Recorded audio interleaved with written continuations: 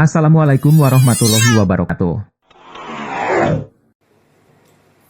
حمدا كثيرا طيبا مباركا فيه مباركا عليه كما يحب ربنا ويرضى.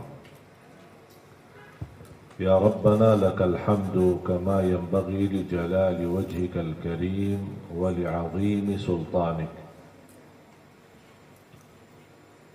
حمدا كثيرا ولا يحمد على مكروه سواك سبحانك.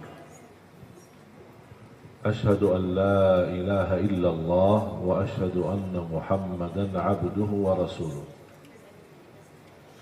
اللهم صل على سيدنا محمد وعلى آل سيدنا محمد وسلم تسليما كثيرا. أما بعد، pertama-tama saya mengucapkan Assalamualaikum warahmatullahi wabarakatuh.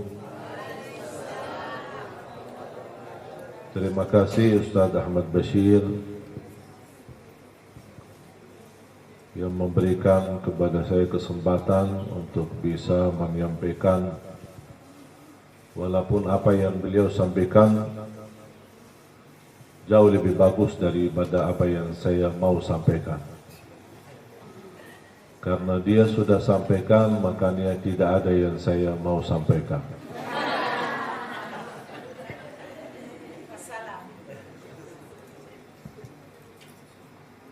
Memang bahasa Ustaz Ahmad Bashir jauh lebih lancar daripada saya. Maklum, beliau asli Indonesia, saya asli Arab. Arab Madinah, bukan Arab Tanah Abang. Tapi subhanallah bisa sedikit-sedikit belajar, dan ini karunia Allah subhanahu wa ta'ala bagi saya bisa berbahasa Indonesia. Bukan karena saya hebat, bukan karena kecerdasan, bukan karena kemampuan. Itu murni taufik dari Allah subhanahu wa ta'ala. Subhanallah, coba bayangkan kalau kita melihat manusia semuanya yang hadir sama, di dalam mulutnya punya lidah, tapi gerakannya bisa beda, suara, beda bahasa,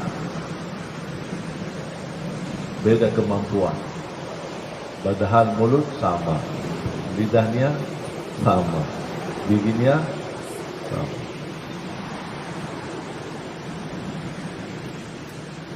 Itu salah satu dahsyat kebesaran Allah Subhanahu wa ta'ala. Membuat lidah ini di tengah tulang yang kuat, bibir yang menutupi mulutnya. Lidah adalah bagian dari daging, tapi begitu digerakkan keluar bahasa yang berbeda. Lidah Arab, lidah Indonesia, lidah Barat, lidah Timur. Subhanallah. Wa ikhtilafu alsinatikum wa alwanikum. Allah menciptakan manusia dengan perbedaan ucapan lisannya, perbedaan warna kulitnya. Dan itu tanda kebesaran Allah Subhanahu wa ta'ala.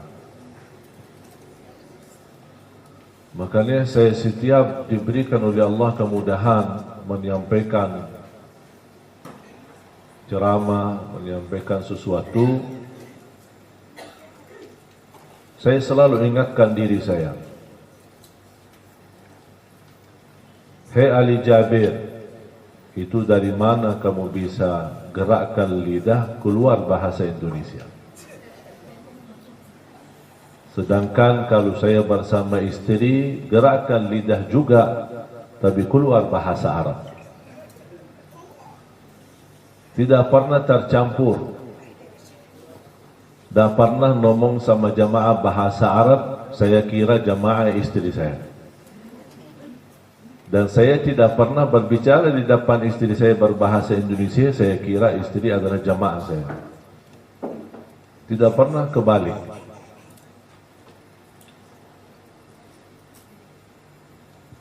Berarti sebenarnya kalau kita fikirkan kemampuan manusia, tidak ada.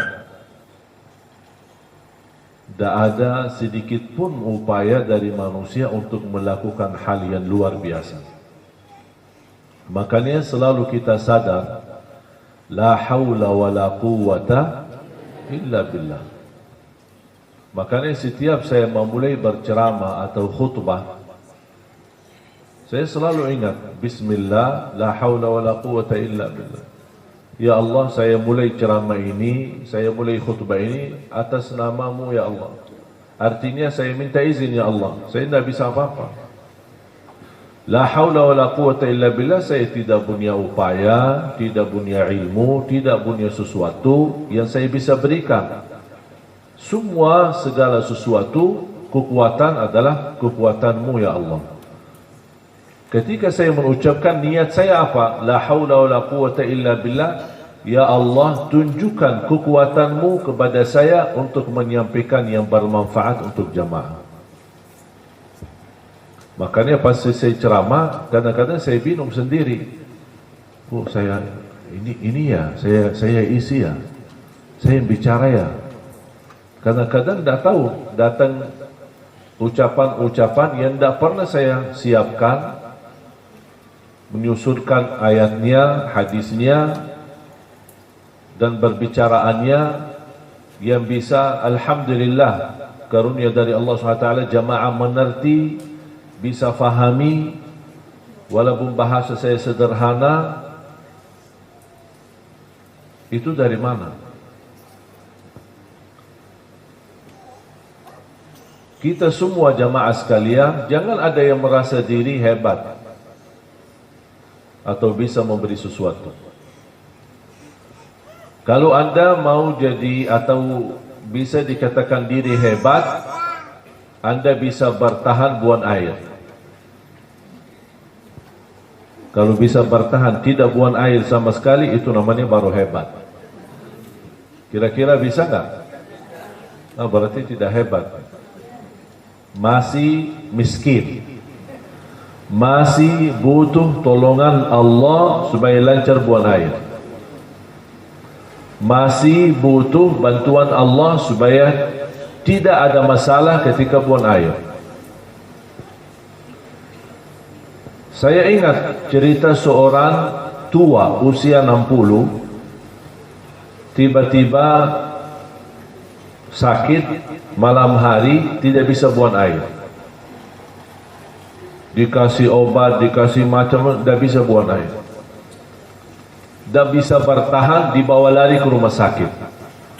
Begitu dilihat dokternya keadaannya, langsung ada keputusan dari dokter, segera dioperasi. Kalau enggak, ini bisa mati. Kok bisa gara-gara buang air mati?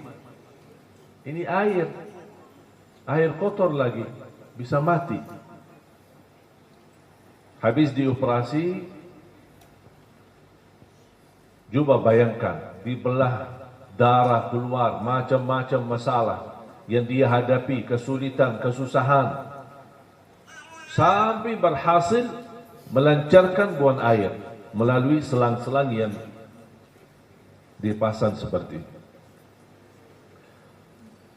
Anaknya melihat keadaan bapaknya habis dioperasi dan dibelah berdarah, mereka berterima kasih seperti orang kepada dokternya, seperti orang memberikan sesuatu yang dahsyat.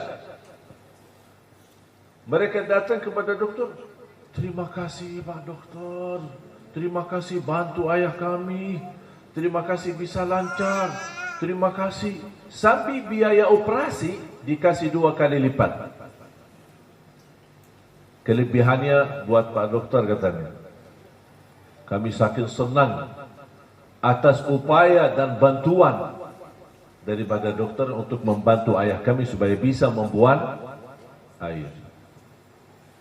Tiba-tiba begitu peristiwa ini terjadi di depan mata orang tuanya, beliau menangis. Anaknya kaget, "Ayah, kenapa nangis? Apa sakit lagi?" Kata beliau, "Saya bukan sakit lagi, tapi aku heran terhadap perilaku anakku.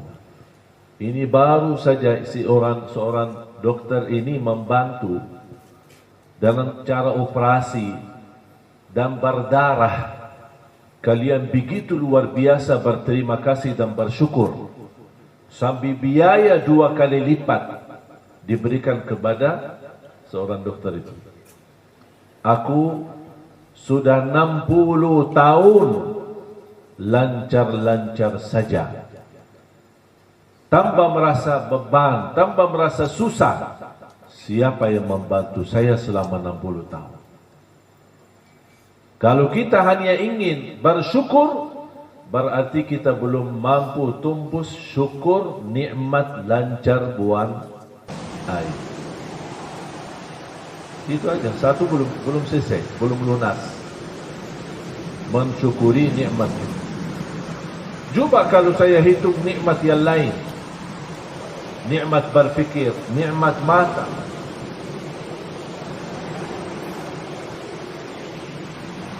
Pernah gak dirasain air mata manis atau asin? Hah? Yakin? Coba nangis terus. Dirasain sendiri? Hah? Atau pas nangis lidahnya gini? Biar tahu rasanya gimana? Atau asin. Tapi pernah nggak bertanya diri, mengapa air mata kita tidak manis? Kenapa asin? Tahu nggak alasannya kenapa? Supaya tidak basi mata kita. Kalau daging yang kering, orang-orang dulu kan kasih garam kan? Supaya bisa bertahan lama. Karena dulu kan tidak ada kulkas. Supaya daging ini bertahan lama dikasih garam atau gula. Kira-kira kalau dikasih gula gimana? Kesumutan. Sama, ini kan mata ini kan lubang. Ini lubang, telinga ini lubang, mulut kita ini lubang. Semut itu kan suka lubang. Kenapa semut tidak pernah datang di lubang mata? Asin. Coba kalau manis. Setiap pagi bangun, semut.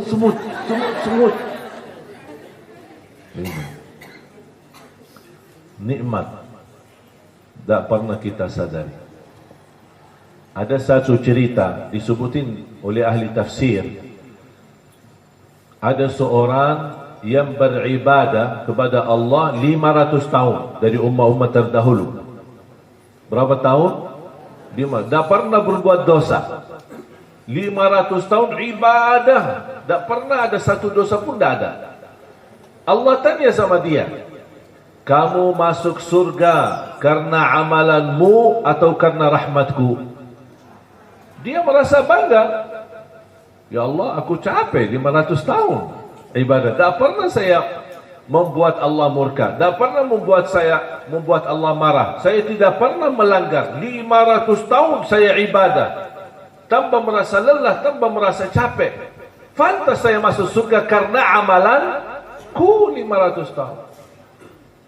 Allah ingin menunjukkan keadilannya. Karena tidak ada amalan yang bisa bawa kita ke surga. Enak-enak itu masuk surga tidak ada. Apa yang Allah janjikan, amalkan ini masuk surga. Rasulullah berkata amalkan ini dijamin masuk surga. Ini semua karena karunia rahmat dari Allah. Memberikan istilahnya promo. Faham gak promo? Allah kasih tawaran. Mau gak masuk surga? Promonya ini, amalkan ini. Barang siapa yang menjaga 12 rakaat sehari dan semalam, yang disebut oleh ulama sunnah qabliyah ba'diyah, totalnya 12 rakaat. Barang siapa yang menjaganya dapat rumah di dalam surga. Padahal kalau kita berfikir, ibadah belum tentu membawa kita ke surga. Tapi Allah yang menawarkan. Ketika Allah ingin menunjukkan kepada hamba yang merasa bangga karena dia beribadah 500 tahun dan bisa dia menjaminkan dirinya masuk surga, Allah kasih lihat berapa banyak nikmat yang aku berikan. Kamu akui, yakin, tahu nikmatnya banyak. Ayo cuba kita timbang satu nikmat saja. Diambil oleh Allah nikmat matanya, ditaruh di timbangan, dan buku amalan 500 tahun di satu timbangan. Mana yang lebih berat? Nikmat mata. Ternyata ibadah 500 tahun belum mampu melunasi syukur nikmat mata. Langsung beliau melihat matanya, nikmat mata lebih berat daripada amalan ibadah 500 tahun. Dia kaget, ya Allah, masuk surga karena rahmatmu bukan karena amalanku. Baru dia tahu dan sadar. Makanya jemaah sekalian, ketika kita berkesempatan beramal, jangan tunda-tunda. Amal buat diri, amal buat orang lain, bermanfaat, kebaikan, jangan tunda-tunda. Ada uang 1.000, ada kesempatan kita bisa sedekahin 1.000, jangan ditunda. Karena belum tentu dapat kesempatan bersedekah. Bukan tidak ada jaminan dapat rezeki, bisa dapat rezeki. Tapi apakah setiap orang punya rezeki bersedekah? Belum tentu. Makanya ketika Anda berkesempatan beramal, jangan bagi macam alasan. Nanti insyaAllah kalau banyak rezeki, nanti kalau saya terima gaji, nanti kalau saya dapat pensiunan, nanti kalau saya dapat proyek, nanti kalau saya dapat. Tak usah bagi bahasa nanti sama Allah. Ada kesempatan. Contoh, kita lagi makan, melihat ada orang lapar. Jangan berbagai macam berfikir, ajak dia makan. Walaupun hanya yang ada itu saja yang kita lagi makan. Ayo Pak, Bu, kita makan bareng. Mohon maaf apa adanya. Ini sedekah yang luar biasa. Saya yakin Bapak Ibu semua ingat hadis wanita dari Bani Israel yang memberikan air minum kepada anjing. Tahu kan? Tahu enggak wanita itu siapa? Apakah waliullah? Wanita ulama? Salihah? Apa? Setiap hari kerjaannya zina. Tak ada lain. Tak ada lain. Berarti tidak punya kebaikan sama sekali. Cuba lihat kalau Allah memberikan anugerah, jemaah sekalian, bisa satu amal menjadi sebab berubah nasib kita.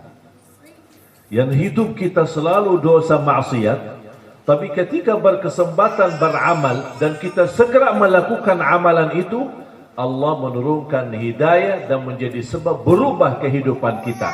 Dan nasib kita dari menjadi ahli neraka dirubah menjadi ahli surga. Allah lihat wanita, melihat perbuatannya, memberikan berapa sih harga air minum? Segelas air minum. Bahkan tidak ada gelas. Tidak ada gelas, tidak ada botol. Dia turun, habis dia minum sendiri, dia naik dari sumur air. Di atas, sebelum dia keluar, dia melihat anjing sedang haus. Dia kembali lagi. Dia berfikir, aku kembali lagi pasti susah. Syukur-syukur aku bisa naik dan selamat, tidak tenggelam, tidak jatuh di dalam. Dia tidak bagi berfikir lagi. Kalau kita bisa membuat banyak alasan, buat apa kok susah payah untuk turun lagi? Buat apa saya bisa jadi mati di dalam? Buat apa saya bisa jadi tenggelam? Buat apa? Banyak alasan kita bisa buat. Tapi dia tidak. melihat di saat itu ada anjing haus, dia turun. Dalam payah, susah. Bagaimana sambil dia memegang sandalnya atau sepatunya dengan giginya, digigit dalam giginya, turun, mengisi air, kemudian naik lagi dan memberikan air minum kepada anjing. Upaya dan amalan yang menunjukkan semangat dan kerja keras. Tak ada siapapun di saat itu. Dia bisa berkata, buat apa saya urusin anjing?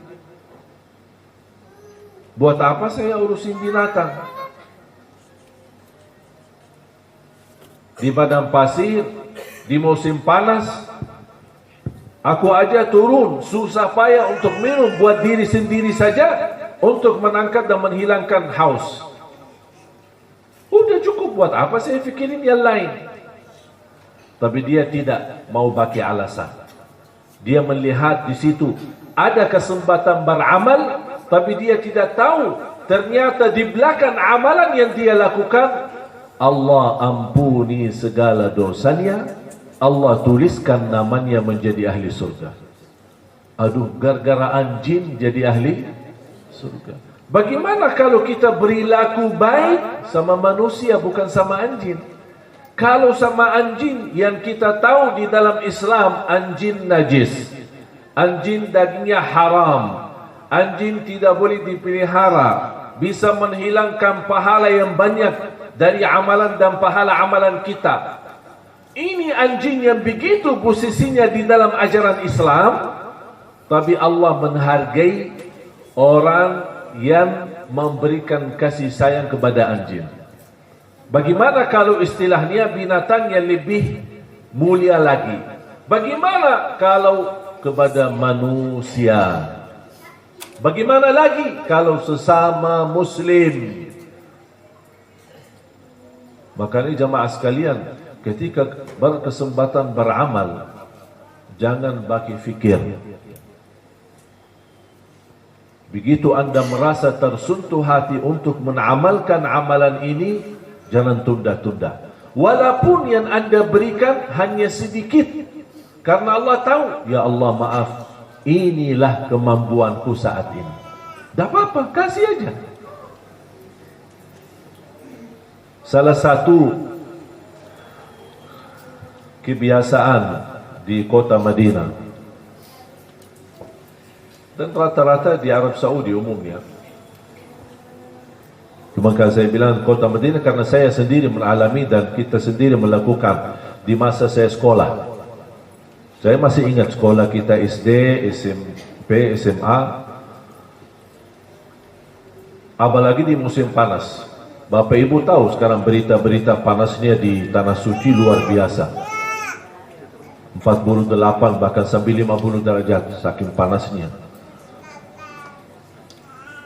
Banyak bekerja di luar, tukang bangunan yang menjalani kerjaan, tukang sapu di jalan. Tapi subhanallah ada sebuah budaya dan kebiasaan yang sangat membuat saya bangga dan merasa kemuliaan. Melihat anak-anak, orang tua, orang yang ada di mobil, yang dia pakai mobilnya dengan penuh AC, merasa enak di dalam mobil, dan merasa panas. Tapi dia mampir ke salah satu supermarket atau untuk belanja, beli air 1 kardus, 2 kardus, kira-kira berapa sih? Berapa kalau kita beli gelas, kardus gelas atau aqua kecil? Berapa sih harga? 20.000? 30.000? Apa sih nilainya 30.000 dibanding gaji yang kita terima dalam satu bulan? Apa sih seberapa yang kita keluarkan dalam beli kardus air? Mereka beli kardus air yang dingin, kemudian mereka keluar di jalan, di mana tukang sapu, tukang bangunan yang sedang bekerja, diberikan kepada mereka air yang dingin. Coba bayangkan, haus, kemudian di saat panas diberikan air yang sejuk, yang dingin.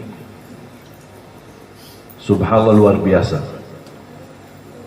Hal sederhana, Makanya ada seorang sahabat datang kepada Rasulullah, Rasulullah, ibu saya meninggal, afa atasaddaqu anha? Kata Rasulullah SAW, tasaddaq anha. Boleh bersedekah atas nama ibumu yang sudah meninggal. Fa ayyu sadaqati afdal? Dia bertanya lagi, terus mana sedekah-sedekah yang terbaik untuk ibuku yang sudah meninggal? Rasulullah SAW menjawab, saqiyul ma, memberi air. Kasih air.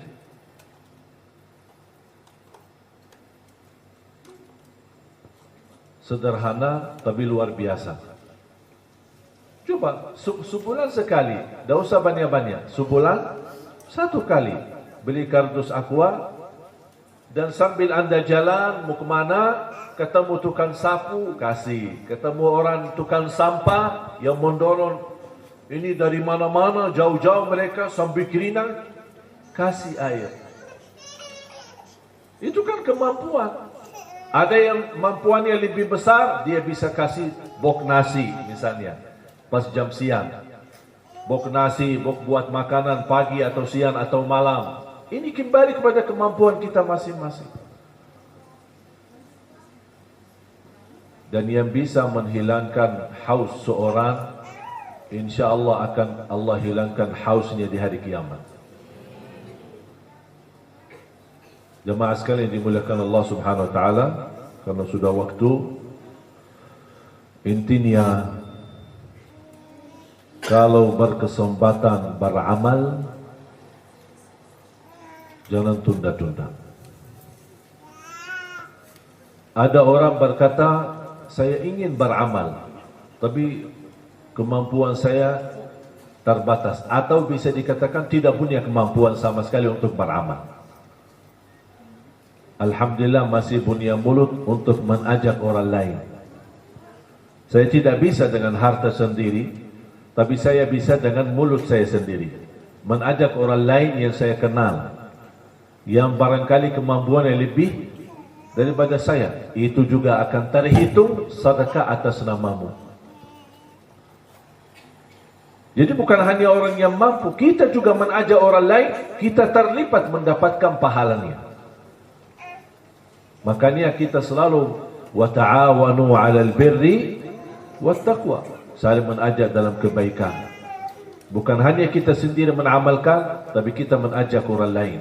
Bahkan mengajak orang lain kita mendapatkan 2 kali lipat pahalanya buat diri kita, dan karena kita mengajak orang lain kita mendapatkan pahalanya. Waddalu 'alal khairi kafa'ili. Orang yang mengajak kebaikan sama seperti orang yang melakukan kebaikannya sendiri.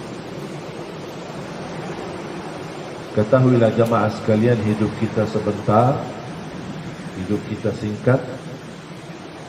Kemarin seorang sahabat saya, bisa dibilang guru saya, seumuran dengan saya, kita bisa bersama-sama dalam perjuangan Al-Quran.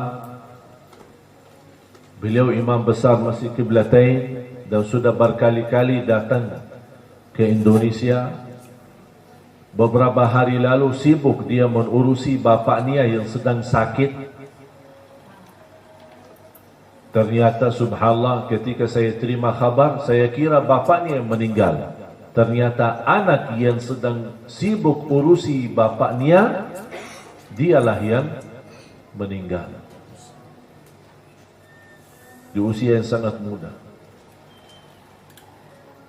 Dunia ini menurut saya, dengan adanya kematian, menghilangkan semua impian-impian duniawi kita. Berjabat, hilang nikmatnya jabatannya dengan kematian. Kekayaan, tidak ada artinya kekayaan dengan menghadapi kematian. Semua hilang, bahagia, nikmat yang kita rasakan sudah hilang, tidak ada artinya. Makanya dunia ini tidak ada arti. Mengapa dunia ini tidak ada artinya? Karena diakhiri dengan kematian. Makanya kata ulama, apa arti daripada hidup yang ujungnya mati? Apa arti hidup yang ujungnya mati? Arti hidup yang sesungguhnya yang tidak ada kematian sama sekali. Itulah hidup nanti di surga, di akhirat. Itu kalau sudah dibangkit oleh Allah, tidak boleh mati lagi selama-lamanya. Dan kita tinggal milih, mau menjadi neraka, ahli neraka selama-lamanya, atau menjadi ahli surga selama-lamanya. Ketika sudah selesai hisab, ahli neraka masuk neraka, ahli surga masuk surga, Allah Subhanahu wa taala memanggil mereka dan Allah tunjukkan kematian ini dalam bentuk seekor kambing. Al-maut dibentuk dalam seekor kambing dan disembelih kematian itu. Allah tunjukkan, apakah kalian tahu kambing ini apa? Semua jawab, ahli neraka dan ahli surga. Inilah al-maut, kematian. Kata Allah, disembelih kematian itu. Cuf, kematian disembelih. Berarti kematian mati. Kematian sendiri mati. Habis itu kata Allah, ya ahlan nar hayatun fala maut, wa ya ahlal jannati hayatun bila maut.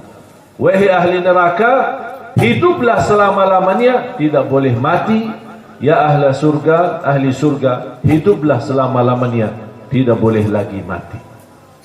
Makanya jemaah sekalian, hidup kita yang sementara di dunia ini, manfaatkan, nikmatilah untuk menuju kehidupan yang lebih lama, yang lebih panjang, yang insyaAllah bahagia, selamat dunia dan akhirat.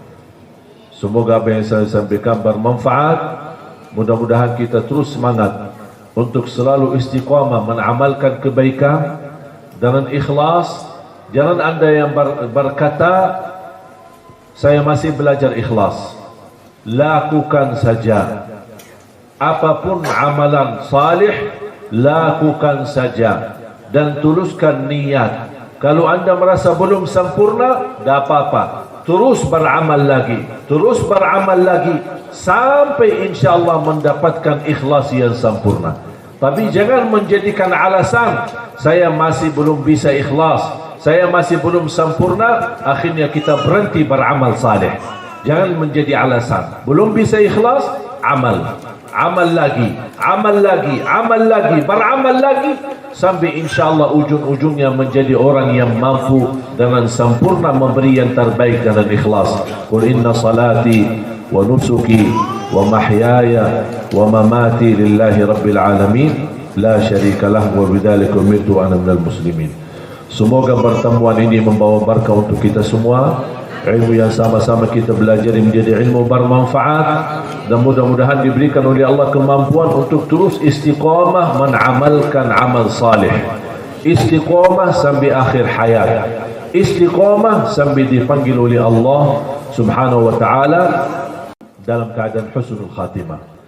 Saya tutupi hadis Rasulullah sallallahu alaihi wasallam bersabda, "Inna Allah idza ahabba 'abdan استعمله قالوا وكيف يستعمله يا رسول الله قال يوفقه في عمل خير ثم يقبضه عليه."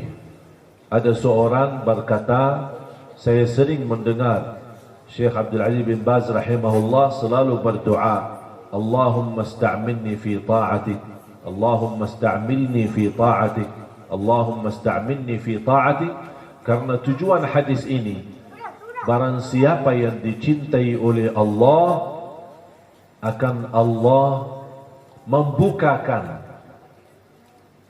jalan untuk beramal salih. Ketika dia beramal salih, di saat dia melakukan amal salih tersebut, Allah cabut nyawanya. Itu yang dimaksud, Allah menghantarkan kita kepada husnul khatimah. Kalau kita meninggal saat beramal salih, pasti itu tanda husnul khatimah. Makanya kita sering berdoa, Allahumma inna nas'aluka husnal khatimah, Allahumma inna nas'aluka husnal khatimah. Sama, ya muqallibal qulub thabbit qalbi ala dinik, yang membola-balik hati, tetapkanlah hatiku atas agamamu ya Allah. Jadi kita terus beristiqamah berdoa, karena doa salah satu senjata menjadi upaya dan ikhtiar kita mendapatkan yang terbaik. Barakallahu lakum wa fikum wa alaikum, wa as'alullah subhanahu wa ta'ala yanfa'na bihadzal majlis. Allahumma ighfir lana wa liwalidina wa li jami'il muslimina wal muslimat wal mu'minina wal mu'minat al-ahya'i minhum wal amwat. Allahumma 'allimna ma yanfa'una wanfa'na bima 'allamtana wa zidna 'ilman wa tuqa. Rabbana atina fid dunya hasanah wa fil akhirati hasanah wa qina 'adzaban nar.